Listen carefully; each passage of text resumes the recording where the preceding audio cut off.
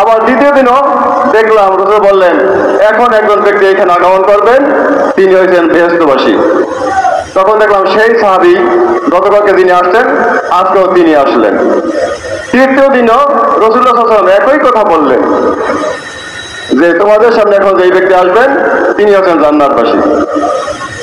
এরপর তখন রাসূলুল্লাহ সাল্লাল্লাহু আলাইহি ওয়াসাল্লাম উঠে চলে যাচ্ছেন, হযরত আব্দুল্লাহ ইবনে ওমর রাদিয়াল্লাহু আনহু বলেন আমি ওই ব্যক্তিকে অনুসরণ করতে থাকলাম। একটির নাম হলো ফুজুরি আর একটার নাম হলো তাকওয়া।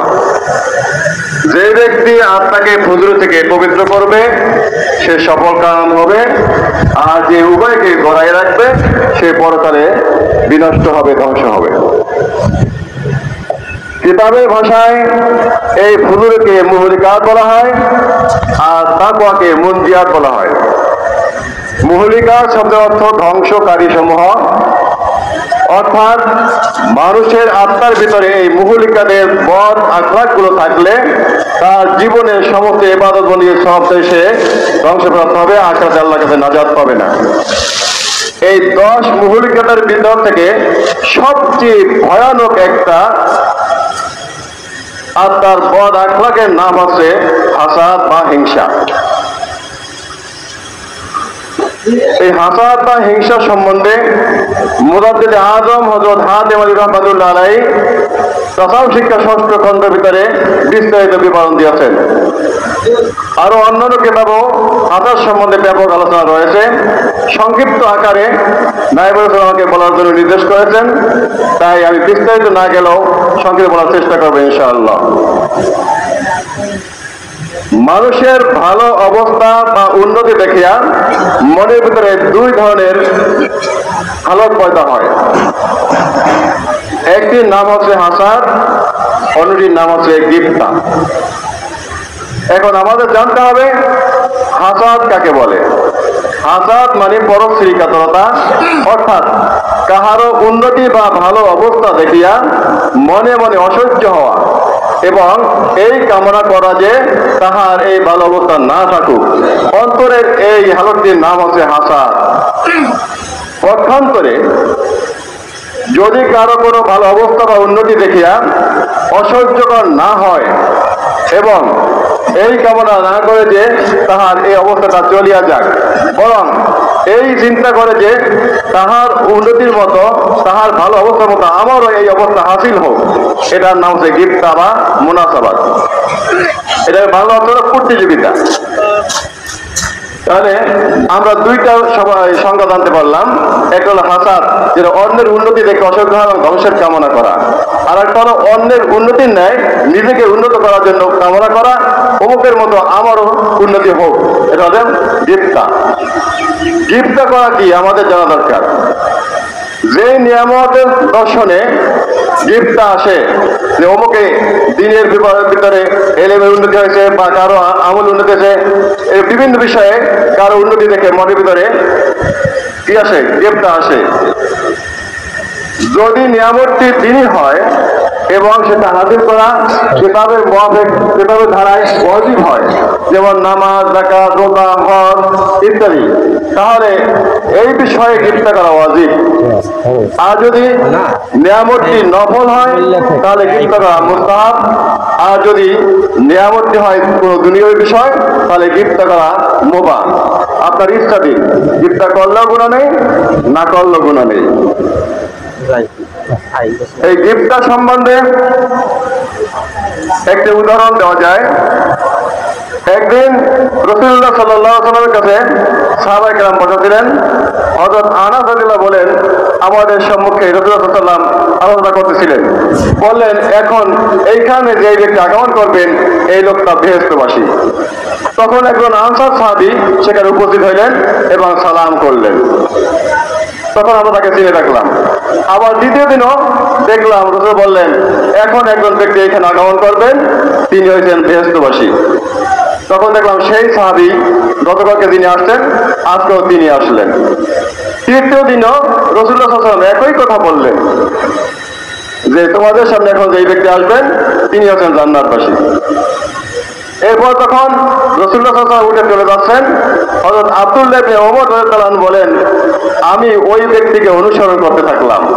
কিছুদূর গিয়ে বললাম, ভাই আমি তো আমার বাবার সাথে একটু মনোমালিন্য হয়েছে, আমি আপনার কাছে 3 দিন থাকতে চাই।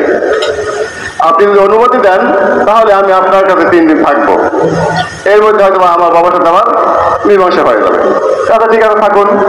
তখন হযরত আব্দুল্লাহ ইবনে ওমর রাদিয়াল্লাহু আনহু ওই ব্যক্তির সাথে তার বাড়ি গেলেন এবং লক্ষ্য করলেন তিনি রাত্রে বেলায় একদিনও তাহাজ্জুদ নামাজ পড়লেন না, তেমন কোনো বাড়তি ইবাদত করলেন না, আর কোনো কথার আওয়াজও শুনতে পেলেন না। তবে তিনি যখন ঘুমাইতে যাইতেন জিকির আজকার করতে করতে ফজর পর্যন্ত এটা করতেন।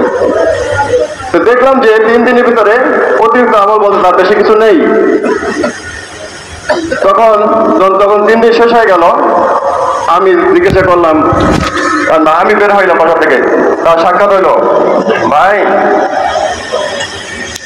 আপনি আসলে মনে করবেন না, আমি আপনাদের কাছে যে কথা বলে আসছিলাম যে আমার বাবার সাথে আমার একটু মনোমালিন্য তারপরে আপনাকে থাকছি, আসলে সেটা নয়। আমি আপনাকে অনুসরণ করেছি কারণ রাসূলুল্লাহ সাল্লাল্লাহু আলাইহি ওয়াসাল্লাম আমাদের সামনে আপনার সম্বন্ধে আলোচনা করছিলেন যে একজন বেহেশতবাসী লোক তোমাদের সামনে আগমন করছেন। আমি দেখতে চাইছি যে আপনি কোন আমলের মাধ্যমে বেহেশতবাসী হইলেন। আমাদের চেয়ে আপনার কোন আমলটা আল্লাহ রাসূল পছন্দ করছেন বা আল্লাহ পছন্দ করছেন, যার কারণে আপনি বেহেশতবাসী হয়েছেন। কিন্তু আমি লক্ষ্য করলাম আপনি রাত্রিতে অতিরিক্ত করে ইবাদত করলেন না। তবে এই ইবাদতটুকু তো বেহেশতে যাওয়ার যথেষ্ট মনে হচ্ছে না। তা আমার মর্যাদা বা রাসূলুল্লাহ বলেন আমার এই আমলটুকুই, এর বেশি কিছু না। তবে হ্যাঁ একটু আছে, আমার যে অবস্থানে আমি আছি এর সাথে একটা গুণ আমার সবসময় আমি কায়েম রাখি, আমার ভিতরে কায়েম রাখি, চলমান রাখি। সেটা হচ্ছে আল্লাহ পাক কোনো মানুষকে যদি দুনিয়ায় কোনো নিয়ামত দিয়ে থাকেন, সেই নিয়ামত থেকে আমি তার ভিতরে হাসাদ বা বড় শ্রীকাতরতা এই স্বভাবটা আমার মধ্যে নেই। অন্যের কোনো উন্নতি দেখলে আমার মনের ভিতরে এক বিন্দু মাত্র কোনো পরিবর্তন আসে না, তার এটা প্রতীক আমার কি হয় না, কামনা হয় না। হযরত আব্দুল্লাহ ইবনে ওমর বললেন, তাহলে আপনার এই সৎ গুণের কারণেই মহান রব্বুল আলামিন আপনার জন্য জান্নাত নির্ধারণ করেছেন।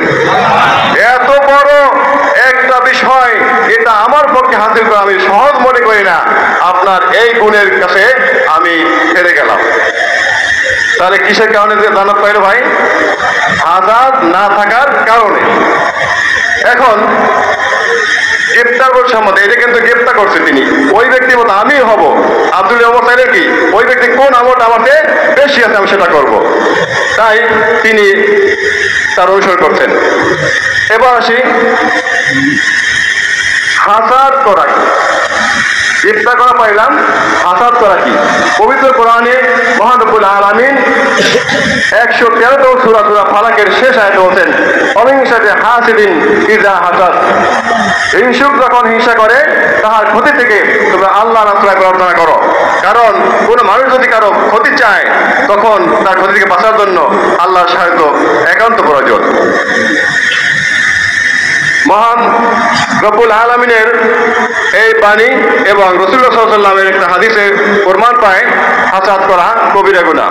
রাসূলুল্লাহ সাল্লাল্লাহু আলাইহি ওয়াসাল্লাম ইরশাদ করেছেন, ইয়্যাকুম ওয়াল হাসাদা ফা ইন্নাল হাসাদা ইয়াকুল হাসানাত কামা তাকুন নারুল হাতাবা। তোমরা হাসাদ করা থেকে বিরত থাকো, কারণ হাসাদ নেক রাশিকে ভক্ষণ করে যেভাবে আগুন কাষ্ঠকে ধ্বংস করে দেয়। কোরআনের আয়াত এবং হাদিসের ভাষায় পরিষ্কার বলা যায় হাসাদ করা কবিরা গুনাহ এবং মহা অন্যায়। তবে আমাদের জানতে হবে কোন বিষয়ে হাসাদ করা জায়েজ আছে। যেমন কোন গোমরা আলেম, গোমরা পীর, গোমরা বক্তা যেই নিয়ামতের মাধ্যমে সমাজের মানুষদেরকে গোমরা করে সেইগুলো ধ্বংসের কামনা করা জায়েজ। হাসাদের সম্বন্ধে আমরা এই জানলাম যে হাসাদের হারাম। কি কি কারণে হাসাদ আসে, হাসাদের স্বভাবগুলো কি? হাসাদের স্বভাব 7টি। এক নম্বরে আদাওয়াত বা শত্রুতার কারণে অন্তরে হাসাদ পয়দা হয়। দ্বিতীয়, সমস্ত শ্রেণীর লোকের উন্নতির দর্শনে হাসাদ পয়দা হয়। তৃতীয়, হেকারত অর্থাৎ কাউকে ঘৃণার চোখে দেখা হতো, তার উন্নতিতে অন্তরে হাসাদ পয়দা হয়। চতুর্থ, তাজ্জুব, যার উন্নতি কখনই কল্পনা ছিল না, তার উন্নতি দেখলে অন্তরে হাসাদ পয়দা হয়। তারপরে মকসুদ ফৌত হওয়ার ভয় হইলে, কারো কারণে নিজের উদ্দেশ্যে পৌঁছতে না পারলে, হয়তোবা আমি ওনার কারণে আমি পদটা পাবো না, আমার উদ্দেশ্য সফল হবে না, তার জন্য হাসাদ পয়দা হয়। আর মহব্বতের রিয়াসত, ক্ষমতার প্রতি বেশি আকর্ষণ হয়ে যায়, মহব্বত হয়ে যায়। ক্ষমতা পাওয়ার জন্য, ক্ষমতা যদি না পায়, অমুক একটা লোক থাকতে পারে প্রতিদ্বন্দ্বী, তারপর তার সাথে হাসাদ করে। আর একটা হলো খোফ ও বকলে নফস, এরা মর্মার্থ হইল জন্মগত ভাবেই চরম খবিশ এবং দুষ্কৃতিকারী একটা মনোভাব। এই সমস্ত লোকদের উপযুক্ত সাত কারণ ছাড়াও কোনো মানুষের উন্নতি দেখলে তাদের অসহ্য হয় এবং সহ্য করতে পারে না, আর কেউ কোনো বিপদে থাকলে এ থেকে বেশ খুশি হয়। এরা বকিলদের চেয়েও ভয়ানক একটা রোগে আক্রান্ত। হাসাদের ইলম শিক্ষা করা কি? স্বামী কিতাবের প্রথম খণ্ড 45 পৃষ্ঠায় লেখা আছে, ইলমুল হাসাদে আল উজবে ইয হুমা ইয়াকুলানিল আমালে কামা তাকুন নারু হাতাবা। হাসাদ এবং উজবের ইলম শিক্ষা করা ফরজ, কারণ হাসাদ আর উজব যদি থাকে তাহলে মানুষের আমলকে এমনভাবে বিনষ্ট করে যেটা আগুন কাষ্ঠকে খেয়ে ফেলে। রাসূলুল্লাহ সাল্লাল্লাহু আলাইহি ওয়াসাল্লাম ইরশাদ করেছেন, দাব্বা ইলাইকুম দাউল উমামে ক্বাবলাকুমুল হাসাদু ওয়াল বাগদাউ হিয়াল হালিকাতু লা আকুলু তাহলিকু শারা ওয়ালাকিন তাহলিকুদ দ্বীন। রাসূলুল্লাহ সাল্লাল্লাহু আলাইহি ওয়াসাল্লাম ইরশাদ করেছেন, হে আমার উম্মতেরা, তোমাদের ভিতরে পূর্ববর্তী উম্মতের দোষ বা রোগগুলো ছড়িয়ে পড়তেছে, ওটা হচ্ছে মুন্ডনকারী বা ধ্বংসকারী। রসূল বললেন, লা আকুলু তাহলিকু শারা, এই মুন্ডনকারী দ্বারা মাথার চুল কত করে আমি বুঝাইনি যে হাসাদ যদি করি কেসি লাগবে না, নাফতার লাগবে না, চুল এমনি এমনি খাটো হয়ে যাবে না, চুল মুন্ডন করা নয়। রসূল বলছে, লা আকুলু তাহলিকু শারা, আমি হাসাদ করা দ্বারা চুল কাটা বুঝাইনি, ওয়ালাকিন তাহলিকুদ দ্বীন, এটা দ্বীনকে ধ্বংস করে দেয়। রাসূলুল্লাহ সাল্লাল্লাহু আলাইহি ওয়াসাল্লাম আমাদেরকে হাসাদ থেকে বিরত থাকতে বলছেন কি বলেন নাই? বলেছেন। হযরত আনাস রাদিয়াল্লাহু তাআলা বলেন যে ক্বাল আলী রাসূলুল্লাহ সাল্লাল্লাহু আলাইহি ওয়াসাল্লাম, ইয়া বুনাইয়া ইন কদারতা আন তুসবিহা ওয়া তুমসিয়া ওয়া লাইতা ফি কলবিকা গিশুল হাদিন ফাফআল। সুম্মা ক্বালা ইয়া বুনাইয়া ওয়া যালিকা মিন সুন্নতি ফামান আহাব্বা সুন্নতি ফাকাদ আহাব্বানি ওয়া মান আহাব্বানি কানা মাই ফিল জান্নাহ।